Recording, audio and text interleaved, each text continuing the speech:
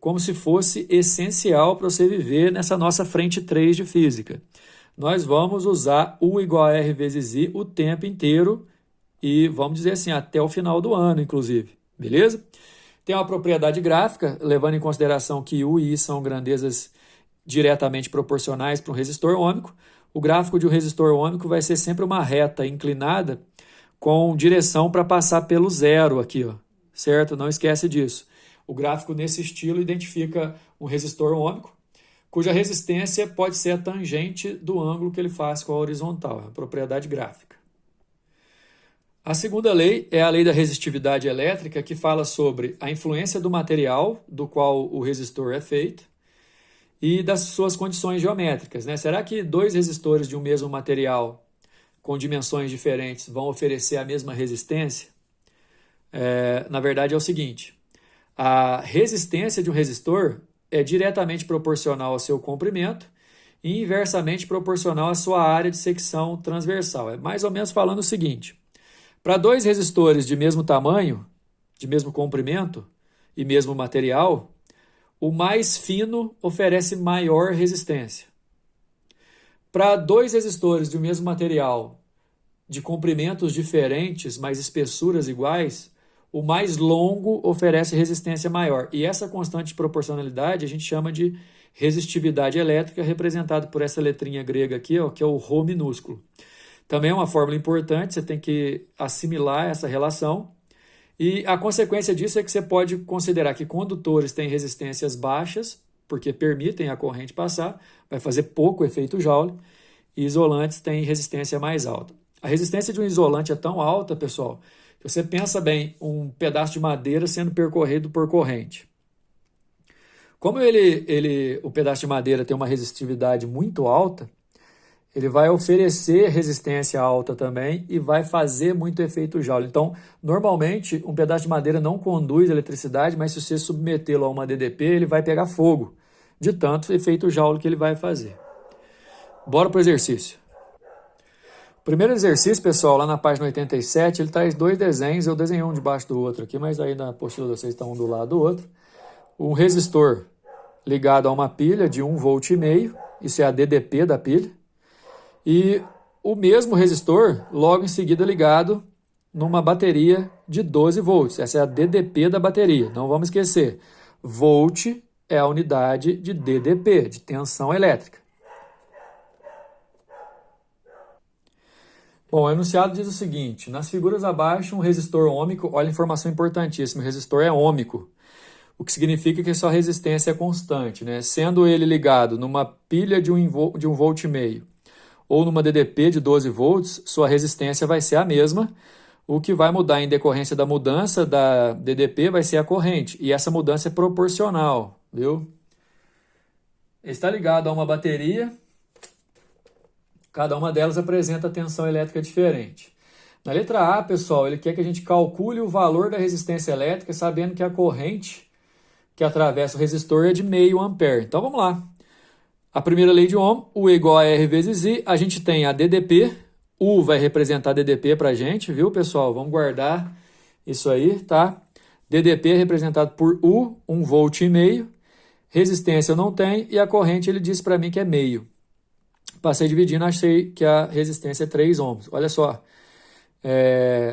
3 ohms é a resistência desse resistor, independente de onde eu ligar. Por exemplo, se eu pegar esse resistor e ligar aqui agora, a resistência dele continua 3. Na letra B, sendo o mesmo resistor desse item A, calcule a intensidade de corrente que circula no circuito elétrico e indica o seu sentido convencional nessa outra figura. O sentido convencional, a gente já falou disso, sai do polo positivo e vai para o polo negativo a corrente, beleza? Em relação aos polos da bateria. E como eu disse, você vai usar isso aqui demais, ó, U igual a R vezes I de novo, só que agora o U vale 12, e como eu achei a resistência anteriormente valendo 3 e a resistência é constante, essa minha resistência vai continuar valendo 3 e a corrente é 4. Olha o detalhe.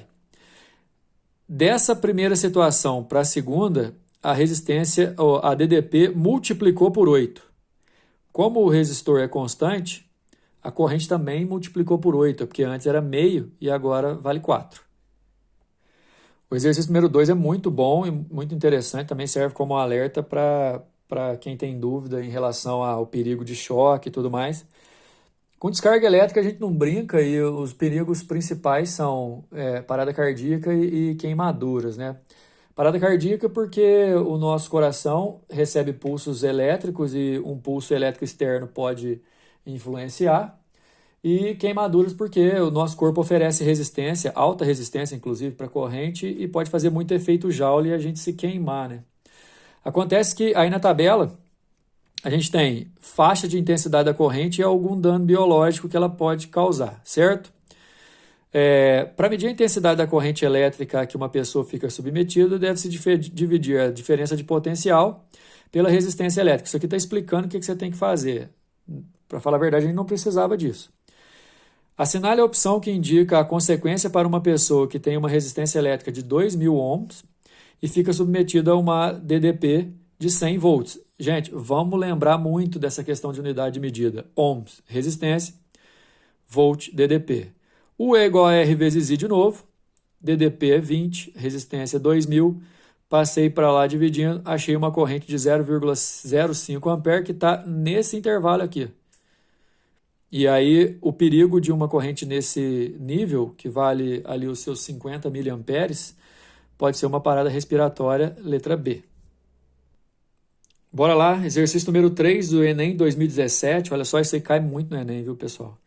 Dispositivos eletrônicos que utilizam materiais de baixo custo, como polímeros semicondutores, têm sido desenvolvidos para monitorar a concentração de amônio em granjas avícolas. A polianilina é um polímero semicondutor que tem o valor de sua resistência elétrica nominal quadruplicado quando exposta a altas concentrações de amônia. Caramba, guarda isso aí que isso aí vai ser decisivo. Olha só, o polímero que a gente vai usar como resistor, quando tem muita amônia no ambiente onde ele está sendo usado, a sua resistência quadruplica. Na ausência de amônia, a polianilina se comporta como resistor ôhmico e sua resposta elétrica é mostrada no gráfico. Olha só, na ausência da amônia, reta passando pela origem. Aqui está a corrente e aqui está a DDP, cuidado para não confundir. Achei isso uma sacanagem, né? Porque normalmente DDP está aqui na vertical, corrente está na horizontal. Mas o detalhe é que em qualquer ponto que você pegar as coordenadas aqui, você consegue calcular a resistência. E é exatamente isso que ele está pedindo, o valor da resistência elétrica da polianilina na presença de altas concentrações de amônia. Ou seja, esse gráfico aqui é sem amônia. Nós vamos calcular a resistência aqui, e lembrando que o enunciado falou que com muita amônia ela quadruplica.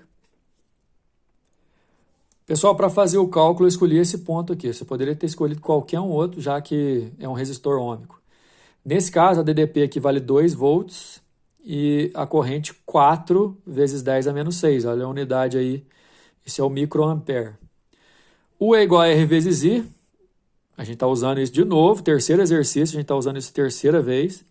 DDP 2 volts, resistência ainda não sei, corrente 4 no ponto que eu escolhi, vezes 10 a menos 6. Passei dividindo, 2 por 4 dá meio, eu jogo a 10 a menos 6 para cima ali, passa positivo. Só que tem um detalhe, cuidado, que não é essa a resposta que eu quero, porque eu quero quando tiver muito amônia. E aí quando tem muito amônia, isso aqui quadruplica. Aí eu multiplico por 4, dá 2 vezes 10 a sexta, resposta da letra E.